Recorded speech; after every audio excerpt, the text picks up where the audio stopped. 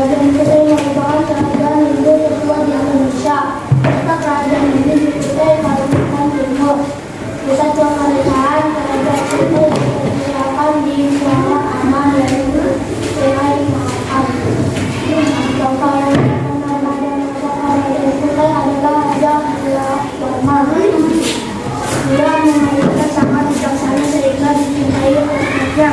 Semasa pemerintahannya rakyat itu sejahtera. Pada masa kepemimpinan kerajaan kita mencapai tingkat kekayaan. Meninggalkan kerajaan kita yang pertama adalah Yupa atau tiang batu sebanyak 2. Prasasti ini merupakan burung paling luar dan bahasa Sanskerta.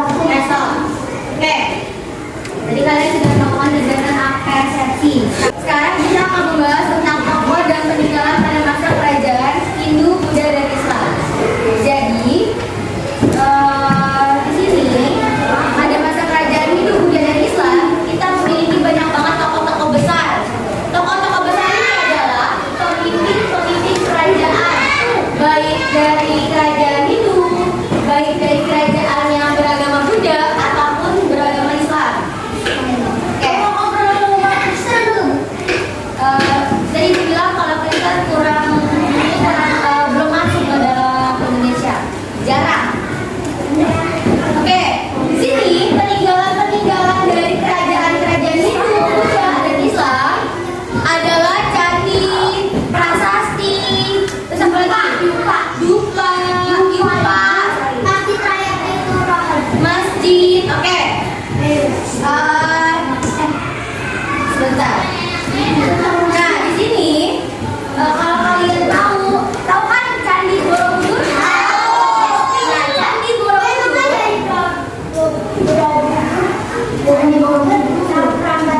Bu, beda.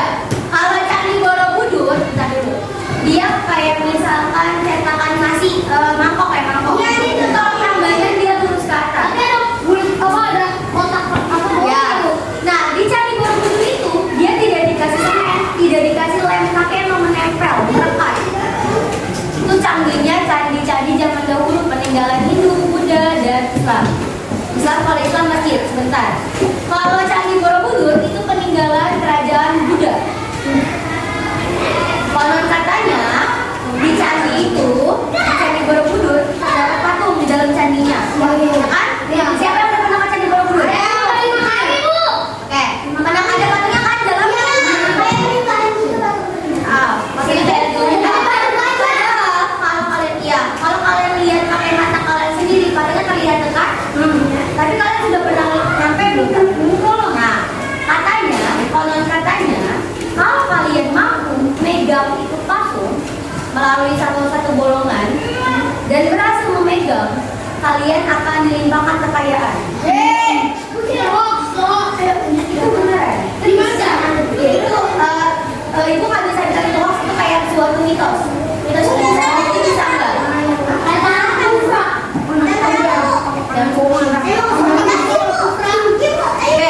Kalau misalkan, tapi sampai saat ini tidak ada yang bisa berhasil untuk memegang. Emang kenapa sih, Bu? Emang tuh banget tapi apa ya? Karena kalau bisa, itu susah banget. Tergantung ya kalian. Makanya tadi dibilang kalau kalian lihat itu seperti dekat, kayak seperti di jaraknya. Ya, kalian lihat bukan, tapi kalau kalian mau megang itu jaraknya seperti jauh sekali.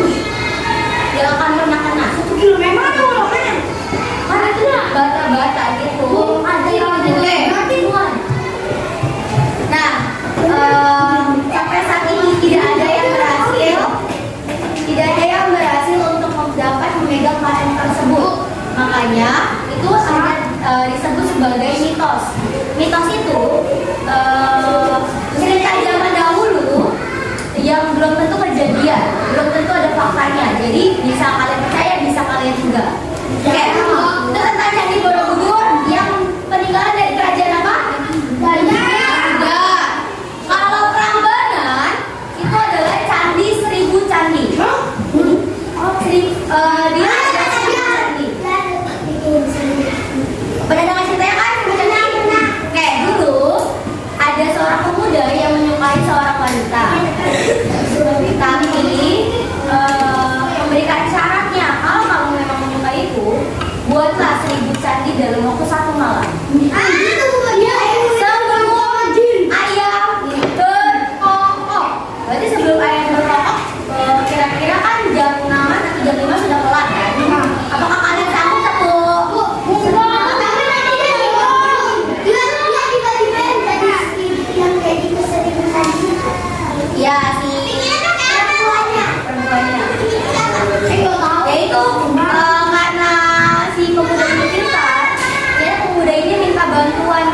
jin. Makanya dia dapat mengeluarkan 1000 candi. Karena si perempuan yang nggak tahu kalau si laki-laki ini bisa menyelesaikan, dan sebenarnya perempuan ini tidak suka. Makanya dia membuat syarat yang sangat sulit dan tidak akan pernah bisa kalian laki-laki kerjain. Nah, karena itulah si perempuan ini memberikan syarat 1000 candi. Pas 1000 candinya sudah selesai, tapi perempuannya tidak bisa mentaati atau menepati janjinya, yaitu menikah dengan pria tersebut, maka si perempuan itu tertutup menjadi sebuah patung dewi di dalam candi Prambanan. Kalau itu candi Prambanan dari kerajaan Hindu. Tapi kalau Borobudur dari kerajaan? Dari kerajaan? Tadi Rifano ngomong. Rifano tadi ngomong kalau Islam apa? Kalau candi Buddha, Borobudur Buddha, terus Prambanan Hindu. Kalau Islam biasanya masjid-masjid tua.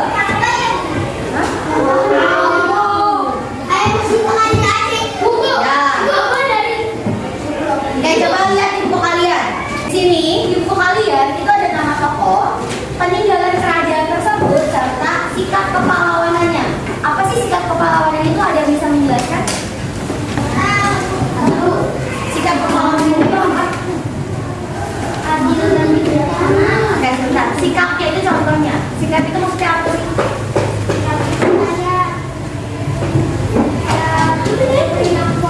Oke, tepuk tangan buat Azhar.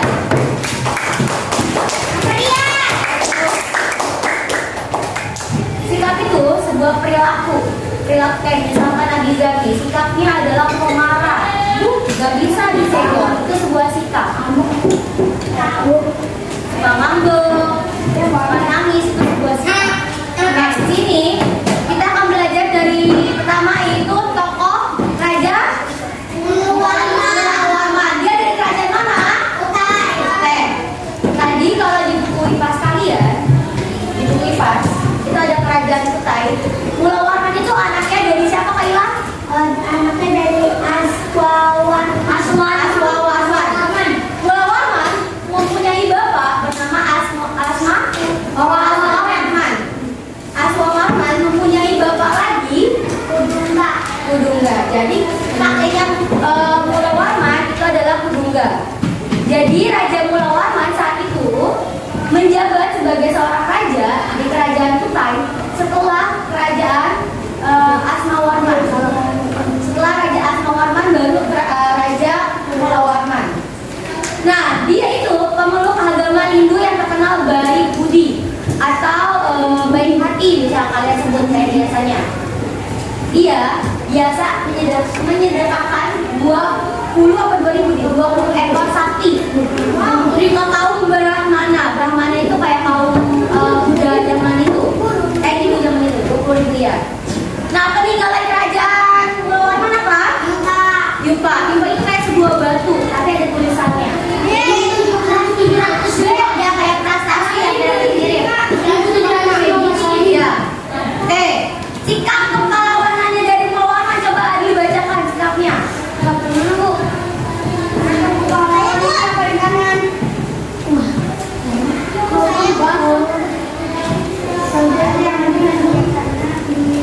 Talita, baca Talita.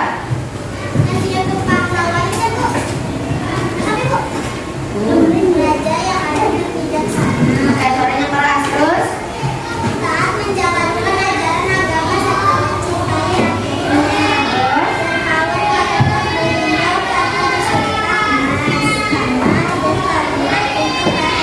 oke, zaman dahulu kala Raja Mulawarman itu terkenal raja yang paling baik hati dan dermawan.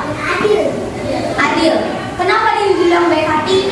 Mana ada seorang raja mau secara cuma-cuma kasih sebuah tanah, mau ngasih sebuah emas, mau ngasih sebuah ternak, bahkan bukan cuma 1 atau 2 ternak, bisa sampai puluhan ribu ternak. Bu, iya biasa kan kalau kalian gimana raja, jangan kan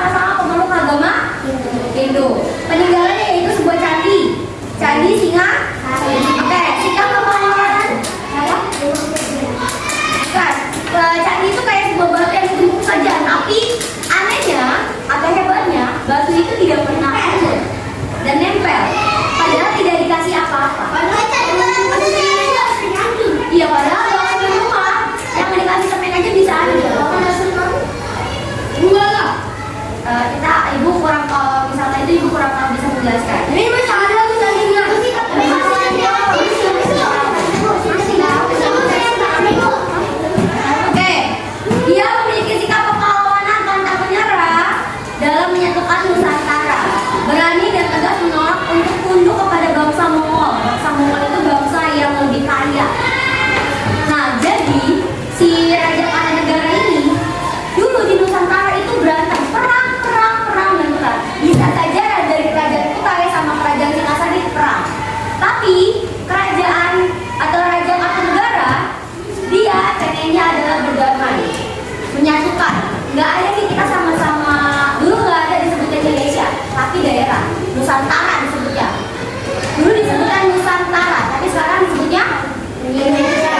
Di Nusantara maunya Kartanegara itu akur, adil, baik, damai, tengkurang. Tapi sejak zaman dahulu sebelum pahlawan kita memang sudah perang, sudah musuhan, sudah saling adu domba. Makanya waktu zaman kalian penjajahan juga kan banyak kan.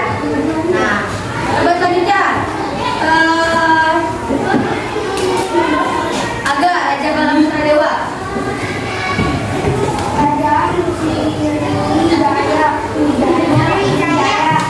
Raja memeluk agama Buddha yang berhasil membuat kerajaan sebagai perbatasan pelayaran, pendidikan dan penyebaran agama Buddha di Nusantara.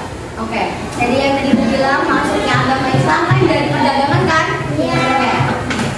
Zaman dahulu nenek moyang kalian itu tidak memiliki agama, hanya menyembah nenek moyang yang terlebih dahulu mendahului mereka. Tapi karena adanya sebuah perjalanan yang beragama di luhur, yang hidupnya lebih lama atau duluan daripada kita. Dari pendidikan, perjalanan, perdagangan masuklah. Kayak misalkan Wahyu pergi ke daerah Jawa, dia jalan-jalan aja di Jawa itu dia ngajarin pemuda lainnya. Kamu tahu nggak di agama saya itu terkenal atau memiliki suatu ketaatan tentang sholat. Jadi pemuda ini sebenarnya nggak punya agama, misalkan pemuda ini dogen, dia nggak punya agama, mana dia pengen tahu apa yang Wahyu sampaikan tentang agama Wahyu, dan dia kepo dan dia pengen melaksanakannya. Akhirnya dia masuk ke sebuah agama Islam. Oke, nah peninggalan dari kerajaan Balam Putradewa adalah prestasi kedukaan bukit. Ini apa namanya? Ini tulisannya. Iya, tulisannya dia pakai bahasa Sanskerta. Sanskerta itu kayak tulisan Latin tapi nyambung banget, gitu kayak tulisan India. Oke, dia itu memiliki sifat jujur, disiplin dalam memimpin rakyatnya, adil dan bijaksana dalam penegakan hukum. Yang keempat ada Sultan Iskandar Muda, dibaca Ivanov. Kerajaan Aceh. Masjid Baitul Maqdis. Ini kertas. Iya. Iya. Kerajaan Aceh mencapai puncak kejayaannya. Kerajaan ini juga menjadi pusat perdagangan dan pengembangan agama Islam. Saya bilang yang masih kental di daerah Indonesia itu yang masih ada sebuah kerajaan ada di Aceh dan juga ada di Jawa Tengah. Lebih tepatnya Yogyakarta. Di sini ada yang terakhir ada Raden Patah. Dia dari kerajaan Demak. Sama kayak kerajaan Sultan Iskandar Muda. Dia pemeluk agama Islam. Biasanya raja-raja yang pemeluk agama Islam itu sebutannya Sultan atau Raden. Raden Patah biasanya namanya Raden itu biasanya dari daerah Jawa. Jawa Tengah, Jawa Timur. Dia mau di mana? Jauh kan? Apa?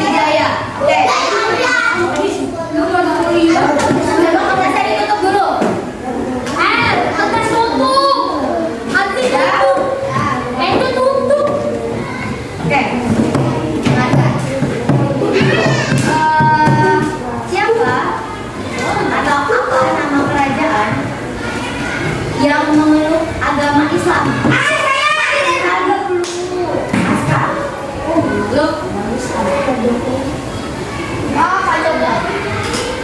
Nama kerajaannya apa? Bukan nama tokohnya. Satu aja kan Bu. Tokohku ya Bu. Itu peninggalannya, kerajaannya, nama kerajaannya. Dan saya Ibu. Nama kerajaannya apa? Talita Bu. Nonton lagi Talita. Apa?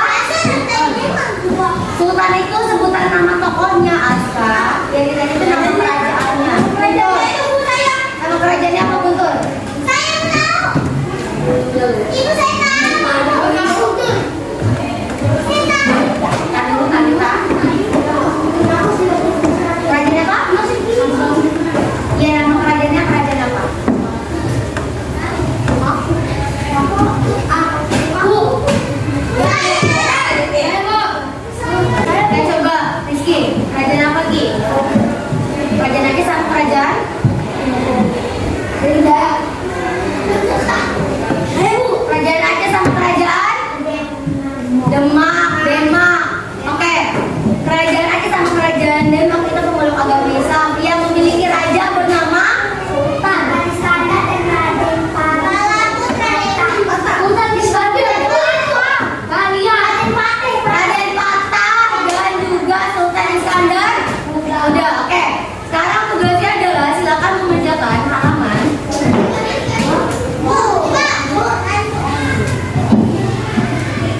Enggak. Silakan kerjakan halaman. Status, kerjakan di buku catatan kalian, tidak berisi. Kalau sudah selesai, kumpulkan ke depan. Atau nanti ibu periksa.